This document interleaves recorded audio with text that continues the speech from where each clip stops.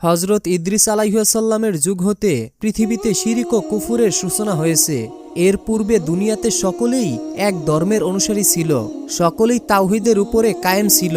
অবশ্য পাপ ও অপরাধের সূচনা হয় হজরত আদম আলাইহিসসালামের পুত্র কাবিল তার আপন ভাইকে হাবিলকে হত্যা করার মাধ্যমে হয়, কিন্তু তা শিরিক বা কুফুরির অন্তর্ভুক্ত ছিল না। তা ছিল মারাত্মক অপরাধ ও জঘন্যতম পাপ ছিল। শিরিকের সূচনা হয়েছে হজরত ইদ্রিস আলাইহিসসালামকে আসমানে উঠিয়ে নেওয়ার পর এবং হজরত নূহ আলাইহিসসালামের সময়কালে। হজরত ইদ্রিস আলাইহিসসালামের অনুসারীদের মধ্যে বড় বড় আলেম ছিল। তাদের মধ্যে উল্লেখযোগ্য নাম হলো ওয়ান্দ, শুয়া, ইয়াসুস, এনাউস নক প্রমুখ। হজরত ইদ্রিস আলাইহিসসালামকে আসমানে উঠিয়ে নিয়ে যাওয়াতে উক্ত আলেমগণ অত্যন্ত শোকাহত হয়ে পড়ে। তখন তারা আল্লাহর ইবাদতে বেশি মগ্ন হয়ে যান আর মানুষকে আল্লাহ তাআলার দ্বীন, ঈমান ও তাওহীদের শিক্ষা দিতে থাকেন। এভাবে কিছুকাল অতিবাহিত হওয়ার পর তারাও এক এক করে মৃত্যুবরণ করে। তাদের মৃত্যুর পর তাদের জ্ঞান পিপাসু শিষ্যরা দিশেহারা হয়ে পড়ে। কারো নিকট গিয়ে তাদের জ্ঞান অন্বেষণের পিপাসা মিটাবে তা চিন্তা করে ব্যাকুল হয়ে পড়েন। তাদের জ্ঞান সাধনার এই চর্চা সতেজ রাখার জন্য বিভিন্ন উপায় উদ্ভাবন করার চিন্তা করতে থাকে। এমনই এক নৈরাশ্যজনক পরিস্থিতিতে তাদের মধ্যে কিছু লোকের অন্তরে এক নতুন চিন্তার সৃষ্টি হয় যে যদি এই সকল পথ প্রদর্শকদের মূর্তি বানিয়ে সামনে রেখে জ্ঞান সাধনা ও ইবাদাতে মগ্ন হওয়া যায় তাহলে তাদের স্মৃতি হয়ে থাকবে আর জ্ঞান সাধনার ক্ষেত্রে এগুলো সামনে অগ্রসর হয়ে যাবে। সেই আলেমদের অনুপস্থিতিতে যে হতাশা দেখা দিয়েছিল তা দূর হয়ে নবরদমে কাজ চলতে থাকে।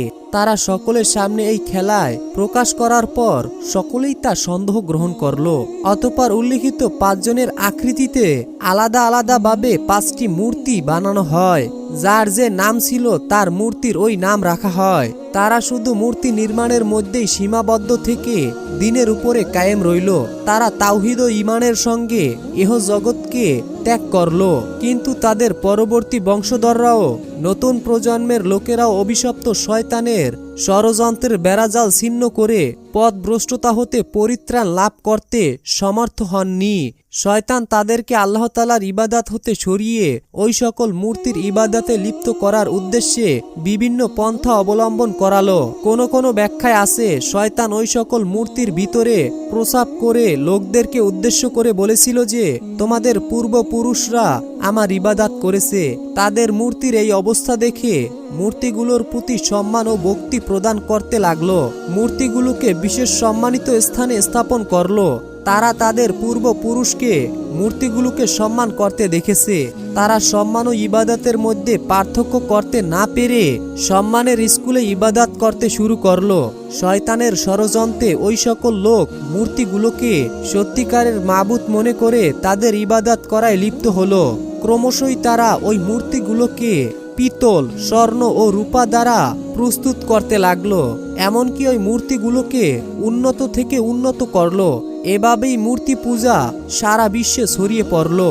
তো দর্শক, এই ছিল আমাদের আজকের ভিডিওটি শেয়ার করে অন্যদেরকে দেখার সুযোগ করে দিন আর আপনার মতামত অবশ্যই কমেন্টে জানিয়ে যাবেন।